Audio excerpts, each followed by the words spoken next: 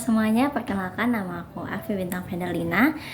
Untuk memenuhi tugas SPSS saya, jadi hari ini saya akan menjelaskan terkait dengan analisis pengaruh mikro dan makro brand ambassador terhadap keputusan pembelian sepatu Piero di Jakarta. Nah, latar belakang dari Piero ini adalah Piero ini tuh merupakan merek sepatu lokal Indonesia yang didirikan sejak tahun 1999 dan mengalami puncak kejayaannya pada awal 2000-an.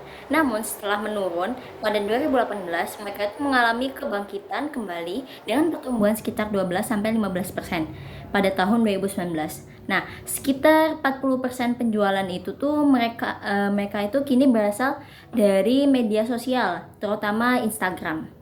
Nah, dengan meningkatnya dominasi social commerce ini, Piero ini tuh menghadapi dilema dalam memilih jenis brand ambassador. Nah, yang paling efektif lah istilahnya untuk mencapai target pemasaran mereka.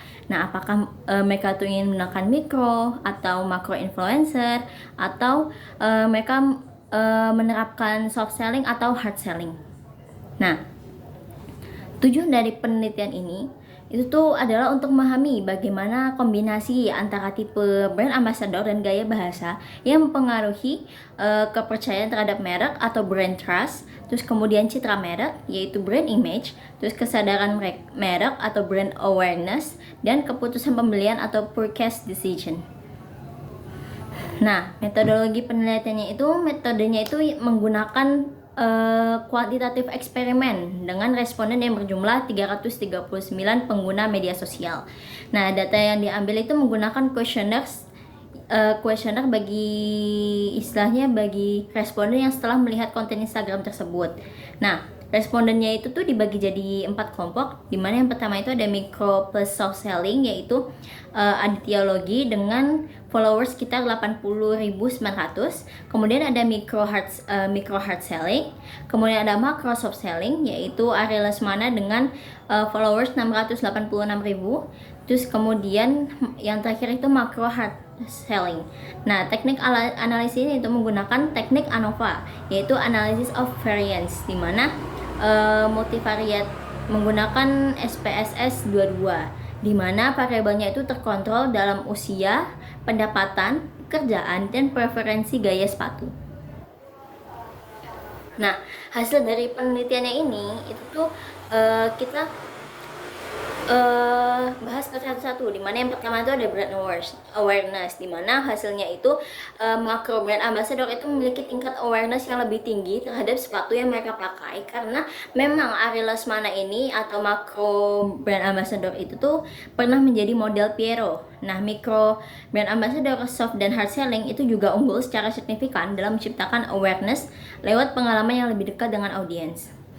Terus kalau brand trust itu tuh mencerminkan seberapa besar audien itu percaya bahwa ulasan call itu dapat diandalkan. Nah, micro brand ambassador khususnya dengan soft selling, mereka itu mendapat tingkat kepercayaan lebih tinggi. Bahasa yang digunakan juga lebih natural dan tidak terlalu istilahnya menjual lah, kayak terlalu istilahnya kayak kelihatan banget lah kalau misalnya mereka itu sedang menjual gitu. Justru mereka tuh membangun persepsi bahwa kok KOL-nya itu benar-benar menyukai produk tersebut.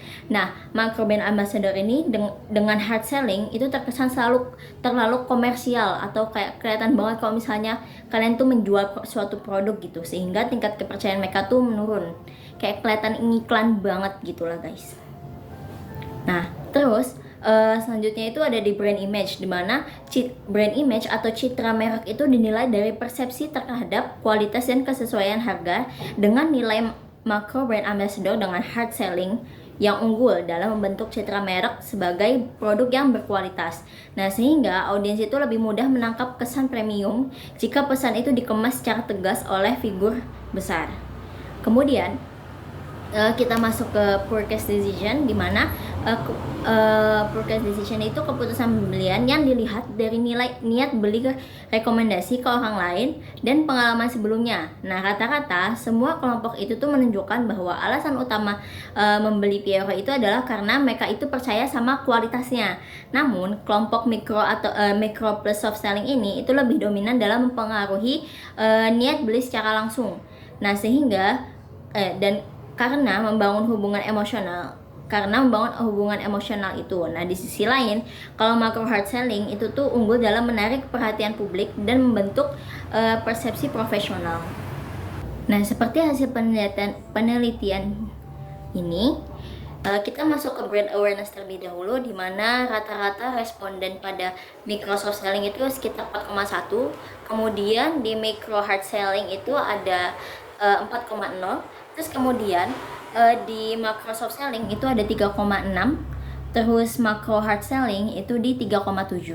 Kemudian di brand trust itu micro soft sellingnya sekitar 4,3, skornya itu 4,3, terus kemudian micro hard sellingnya itu 4,1, macro soft sellingnya itu 3,5, dan macro hard sellingnya itu 3,6. Nah, di brand image itu tuh skornya itu pada micro soft selling itu ada 3,8, kemudian di micro hard selling itu ada 3,7, kemudian di micro soft selling itu ada 4,0, terus di macro hard selling itu ada 4,3. Di purchase decision itu skornya itu di micro soft selling itu sekitar 4,2, terus kemudian micro hard selling itu 4,0, macro soft sellingnya 3,7, dan macro hard sellingnya 3,8. Nah, seperti yang dilihat, brand awareness itu unggul di micro soft selling. Kemudian kalau brand trust itu lebih ke micro soft selling juga nih. Terus brand image itu tuh masuknya ke macro hard selling, dan purchase decision itu micro soft selling juga. Jadi yang paling efektif ini sebenarnya micro soft selling ya guys. Nah, dari hasil penelitian keempat kombinasi ini diuji, di mana micro brand ambassador dengan gaya komunikasi soft selling itu terbukti paling efektif dalam membangun kepercayaan, meningkatkan brand awareness, dan mendorong keputusan pembelian. Sedangkan macro brand ambassador itu tuh dengan gaya komunikasi yang hard selling itu lebih cocok untuk penguatan brand image, karena audiens itu bisa melihat brand ambassador macro itu sebagai figur yang besar dan kredibel, sehingga gaya hard selling itu tuh membuat pesan mengenai kualitas itu lebih menonjol dan cocok untuk strategi top down yang menekankan prestige. Jadi kalau semisal pakai BA makro, nah itu tuh jadi kayak istilahnya image barangnya itu tuh jadi kelihatan bagus, karena istilahnya kalau misal kita punya produk nih, produk kita dipakai sama misal artis besar gitu ya, contohnya kayak semisal Lisa Blackpink gitu. Nah, berarti produk kita tuh udah pasti bagus karena Lisa Blackpink itu make gitu. Berarti kan kayak wah ini pasti kualitasnya bagus, kayak minat pembelinya juga pasti meningkat pesat gitu. Misal aja ya guys, ini misal. Nah, kemudian kesimpulannya nih, jadi strategi yang cocok untuk keberlanjutan Piero itu adalah berkolaborasi dengan micro influencer yang menggunakan gaya soft selling, di mana pendekatan ini tuh dapat membangun relasi, terus menciptakan kepercayaan pelanggan juga, dan juga mendorong pembelian secara alami, dan sangat pas untuk posisi Piero ini sebagai merek sepatu lokal yang berkualitas dan dekat dengan anak muda. Nah, mungkin sekian penjelasan dari saya. Kurang lebihnya mohon maaf. Wassalamualaikum warahmatullahi wabarakatuh. Terima kasih.